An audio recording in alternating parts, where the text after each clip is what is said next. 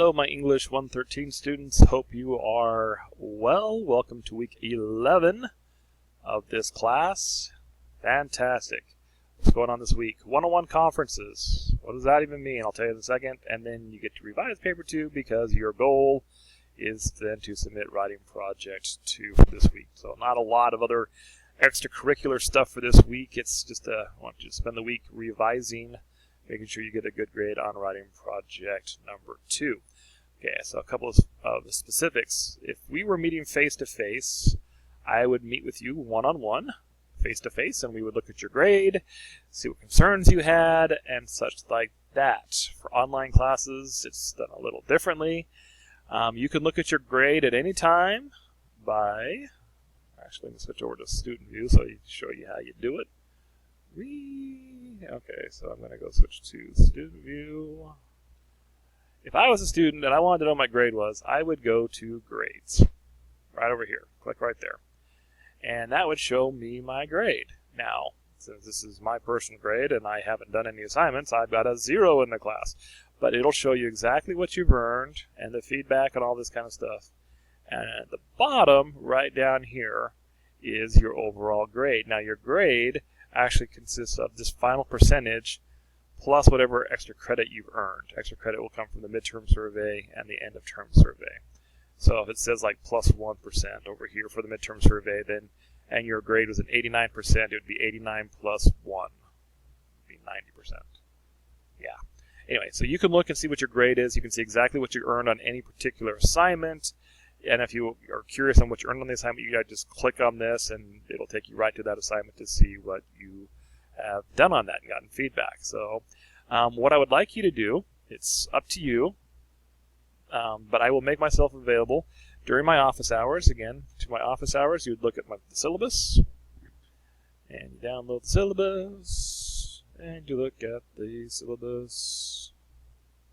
And here is the syllabus. Okay, so my office hours are from 12 until 1:45, Monday, Wednesday, and Friday. And Tuesday and Thursday from 11 to 2 p.m. Those are my times.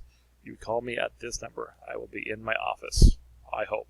Every once in a while, I get a meeting I'm told about that I have to get pulled out of my office during my office hours, but I don't always know about those in advance.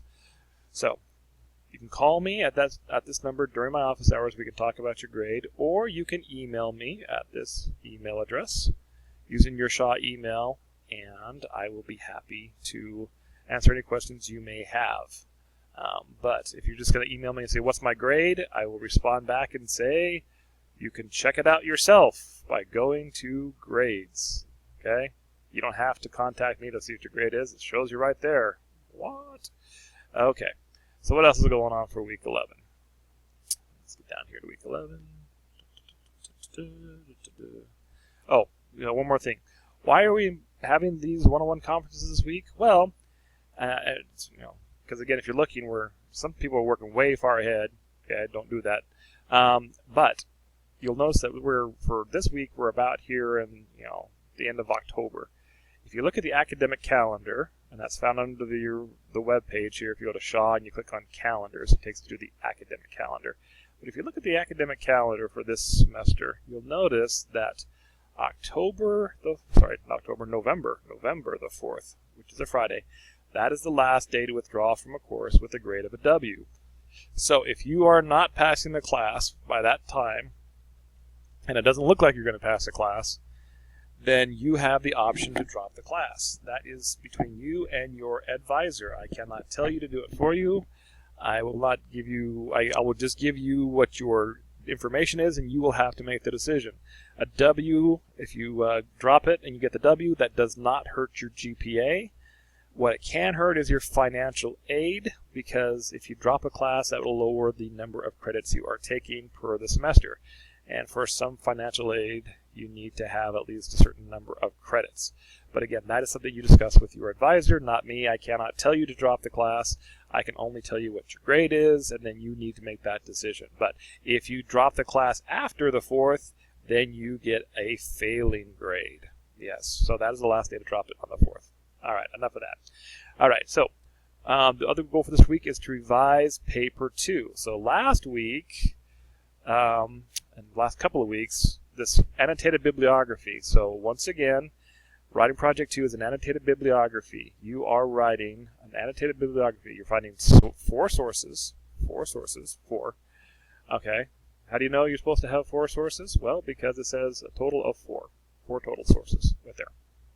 Right there. And we're not doing poetic devices. We're doing, in what way does the author use narrative devices to develop identified themes? And the work we're using is Raisin in the Sun. So you don't have to read anything different. Okay, you're going to do this on the narrative devices. Go back to previous weeks to see more about this information. Okay, I'm not going to explain that again in this lecture or this video here. But, so writing project 2. So you should have done that. You should have done all this stuff, looked at the lectures, and there's even a sample paper, and you should have submitted a rough draft. You get credit for just doing that. I'll give you some feedback on that. And then for this week, you actually have the final version due. It's worth a chunk of your grade, so you want to make sure you do well on it. How can you make sure you do well? Well, you click on the Writing Project 2, and then you go over to Grades Available. That shows the rubric, and it should pull up ENG 113 Writing Project 2. This is an assignment which is given to all English 113 students across the board, and this is the way that is graded across the board. So every single English 113 student, whether you take it from me or from a different teacher, has this same assignment, and this is exactly the way they grade Writing Project 2. Source selection, argumentative tools, okay? And again, like ethos, pathos, and logos. Oh my gosh, what are those? Again, I have a lecture on that previous weeks. Go back and look at it. Annotations, okay? Did you actually do the assignment the way you should have done it, okay? Did you do it in proper MLA formatting? Did you use a variety of sources, okay? And then grammar and mechanics. So you just look over this, and it'll show you exactly, and I look at your papers, and I have to make a determination. Did you do this? In which area? Were you a master? Were you accomplished? Were you proficient? Were you developing? Were you merging? Would you have some issues? Again, all of these were set up by the school. This is what I'm going to be using to grade that. So there's that. If you're concerned about MLA formatting, so with paper 1, there's a few students that were like, actually most students did not do very well with MLA formatting, and I didn't really give a lot of lecture on that because frankly I shouldn't have to. This is English 113. MLA formatting is something that should have been taught a lot. You should have been using it quite a bit in school before now, but I have given you an example of what MLA formatting should look like. Okay, so I'll put it here, so if you want to see what it looks like, you would click on this, and does your paper look like this? Okay, in this format. See the way the date is, all this kind of stuff? Yeah, look at all that. Okay, so there's that example also. There is that video. It's back under resources at the top of the page. That says, to see how to set up the start of an MLA paper, watch this. If you watch this video, it walks you through step by step on how to set up an MLA paper. Yeah. Okay. Yeah, please do that correctly.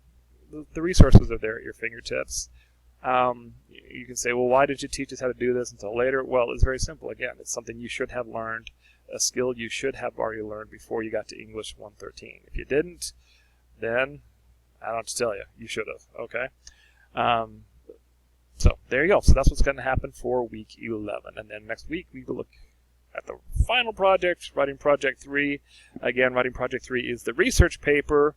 The good news about this paper is that you're using all the information that you found for Writing Project 2. So all this stuff you did for Writing Project 2 will help you write Writing Project 3, which will make it much more manageable. Yeah! So it all works, all connects. All right, so go do it.